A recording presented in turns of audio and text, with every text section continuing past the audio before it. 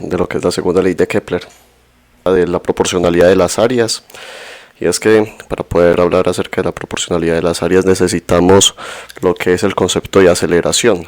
Y el concepto de aceleración viene a partir de lo que es un movimiento cíclico, un movimiento periódico, el cual vamos a desglosar a partir de lo que es el periodo al cuadrado, ¿sí?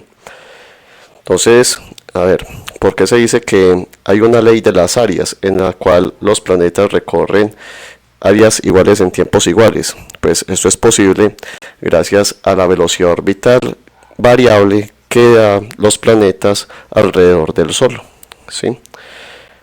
Así pues, si nosotros analizamos el movimiento del planeta Tierra, nuestro hermoso planeta azul, pues vemos que entre el afelio y el perihelio hay una discrepancia de diferencias radiales con respecto al Sol. Y vamos a ver entonces, con la discrepancia de diferencias radiales, cómo nuestro planeta acelera o desacelera en este tipo de puntos, ¿sí? Para ello entonces vamos a tomar la formulación matemática del periodo al cuadrado, que espero que lo estén viendo allí. Me voy a desplazar por acá y yo lo que voy a hacer es hola, ¿qué más el bicho? Por acá estoy entreteniendo también un poco de astrofísica, Entonces allí están viendo el gráfico de lo que es tanto la ecuación matemática para la tercera ley de Kepler como lo que son las tres leyes graficadas allí en forma de elipse para el movimiento de los planetas. Ahora bien, vamos entonces a tomar esta ecuación matemática del periodo al cuadrado igual a la distancia radial al cubo sobre la constante de Kepler. Y lo que vamos a hacer con esa ecuación matemática es encontrar cuál sería la aceleración centrípeta, en este caso, para los planetas. Entonces, de acuerdo a esta ecuación matemática, vamos a desglosar lo siguiente. Vamos a insertar por acá una ecuación. Voy a insertar una ecuación y vamos a decir entonces que el periodo al cuadrado, lo que es 4π al cuadrado, que sería 4π al cuadrado dividido entre lo que es la velocidad angular al cuadrado, que se simboliza con la letra W minúscula, W al cuadrado. Que a esta ecuación la vamos a llamar ecuación 2. Y acá arriba a esta ecuación la vamos a llamar ecuación 1. Entonces lo que vamos a hacer es reemplazar ecuación 2 en ecuación 1, ¿sí? Lo voy a colocar acá, reemplazar 1 en 2. El 4π al cuadrado, esta parte de acá, y me quedaría dividiendo sobre lo que es la velocidad angular al cuadrado.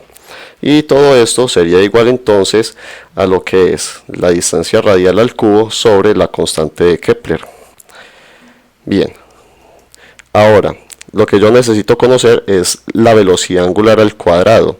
Entonces vamos a despejar matemáticamente esa W al cuadrado que está al lado izquierdo de la fracción. Dividiendo la vamos a pasar al otro lado a multiplicar. La constante de Kepler que estaría dividiendo pasa al otro lado del igual a multiplicar con 4π al cuadrado y r al cubo pasaría a dividir. Por lo tanto, la ecuación matemática me quedaría de esta manera. Me quedaría la velocidad angular al cuadrado siendo igual entonces a lo que es la constante de Kepler multiplicado por 4π al cuadrado. De esta manera. Y acá abajo dividiendo la distancia radial al cubo. ¿Vale?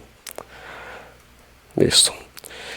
Ahora bien, como yo lo que necesito es saber cuál es la aceleración centrípeta que tendría entonces nuestros planetas alrededor del Sol, vamos a mirar qué es lo que significa también esta W al cuadrado en forma de aceleración centrípeta, ¿sí?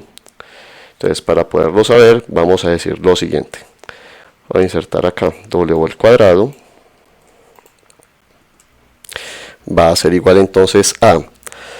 Resulta que la aceleración centrípeta, en este caso, la aceleración centrípeta quedaría siendo dividida entre la distancia radial, ¿sí? Entonces vamos a reemplazar a esta ecuación, la voy a llamar ecuación 3, y esta ecuación a la cual habíamos llegado con W al cuadrado la voy a llamar ecuación 4. Y lo que vamos a hacer es reemplazar la ecuación 3 en la ecuación 4. Reemplazamos, entonces me va a quedar de la siguiente forma. La aceleración centrípeta dividida la distancia radial va a ser igual entonces a lo que es la constante de Kepler multiplicado por 4pi al cuadrado dividido la distancia radial al cubo. ¿Sí? Ya vamos llegando entonces a la solución de la aceleración centrípeta. Para tener entonces como incógnita la aceleración centrípeta, deberemos entonces de hacer lo siguiente, y es pasar esa distancia radial que está dividiendo la aceleración centrípeta a multiplicar con la constante de Kepler y 4pi al cuadrado. Y como notan, en ambos lados del igual, entonces tendríamos esta distancia radial, una al cubo y otra una r solita con potencia 1. Entonces lo que vamos a hacer es cancelar esas r's, ¿vale? Entonces acá me quedaría la aceleración centrípeta al lado izquierdo de la igualdad igual a r, que pasó a multiplicar, multiplicado por la constante de Kepler, multiplicado por 4pi al cuadrado dividido la distancia radial al cubo. Entonces, esta r que estoy señalando acá y que la voy a colorear con colorcito amarillo, junto con esta potencia que también la voy a colorear de colorcito amarillo, se deberían de cancelar. Amarillito, no puede, ahora sí. Entonces me quedaría de la siguiente forma la ecuación, la solución matemática de la aceleración centrípeta, para que la analicemos rápidamente. Entonces esta r amarilla se cancela, la desaparecemos, y esta r al cubo pasa a ser una distancia radial al cuadrado. Por lo tanto, la aceleración centrípeta me dice que es directamente proporcional a la constante de Kepler multiplicado por 4pi al cuadrado, estando dividido entre lo que es r al cuadrado. ¿Sí? ¿Qué quiere decir esto? Que la distancia radial es inversamente proporcional a la aceleración centrípeta. Por lo tanto, cuando la distancia radial es más pequeña con respecto de nuestro planeta al Sol, quiere decir que la aceleración crece, aumenta, ¿sí? Y por el contrario, cuando la distancia radial aumenta, incrementa, quiere decir que la aceleración centrípeta disminuiría. Por eso es que la velocidad orbital disminuye, y cuando está más cerca al Sol, pues la velocidad orbital incrementa.